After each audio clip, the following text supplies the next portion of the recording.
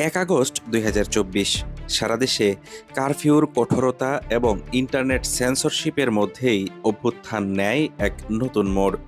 একদিকে আন্দোলনকে ভিন্ন খাতে মোড় ঘোরাতে জামায়াত শিবির নিষিদ্ধের সরকারি মাস্টার প্ল্যান, অন্যদিকে ৬ দিন আটকে রাখার পর চরম আন্তর্জাতিক ও আইনি চাপে ডিবি হেফাজত থেকে ৬ সমন্বয়ককে মুক্তি দিতে বাধ্য হয় সরকার। ১ আগস্টের প্রতিটি মুহূর্ত ইঙ্গিত দিচ্ছিল শাসক গোষ্ঠীর রাজনৈতিক চালগুলো আর কাজে আসছে না। পতন এখন কেবল সময়ের ব্যাপার মাত্র।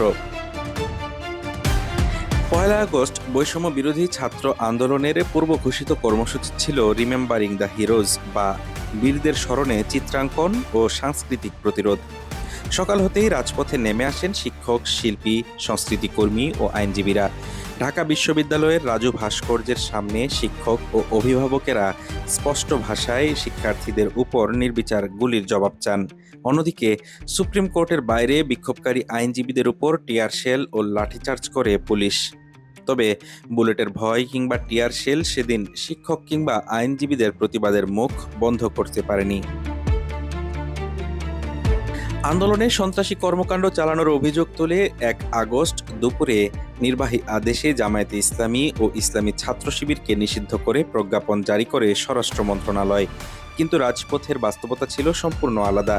সাধারণ মানুষ ও তরুণদের মতে ছাত্র জনতার স্বতঃস্ফূর্ত এই আন্দোলনকে রাজনৈতিক ট্যাগ দিয়ে ধামাচাপা দিতেই সরকার এই চাল চেলেছিল। তবে এই প্রজ্ঞাপন জনগণের মূল দাবি গণহত্যার বিচার ও স্বৈরাচারের পতনের লক্ষ্য থেকে আন্দোলনকারীদের এক চুলও নড়াতে পারেনি।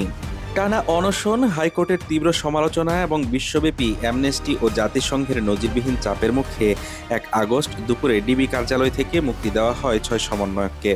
ডিবি হেফাজত থেকে মুক্ত হয়েই তারা স্পষ্ট জানিয়ে দেন, জেলে রেখে বা বন্দুকের মুখে দেওয়া কোনো বিবৃতি সাধারণ ছাত্র জনতার আন্দোলনকে থামায়নি এবং থামাবেও না।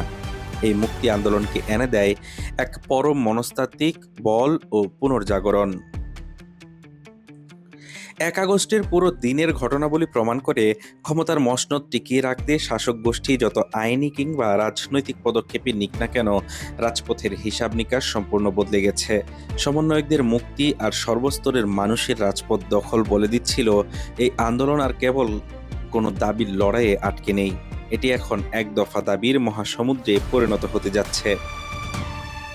১ আগস্ট বা ৩২ জুলাই ২০২৪, নিষিদ্ধের কার্ড কিংবা ডিবির বন্দিশালা থেকে মুক্তি, কোনো কিছুই রাজপথের দ্রোহের আগুনকে আর সামাল দিতে পারছিল না। রাজপথের প্রতিটি ইটের টুকরো সেদিন জানান দিচ্ছিল আগামীকালে সূর্য উঠবে বিচার পাওয়ার চূড়ান্ত লড়াই নিয়ে। ঘনিয়ে আসছে সেই মহেন্দ্রক্ষণ। হাফিজুর রহমান তুষার, ঢাকা টুডে।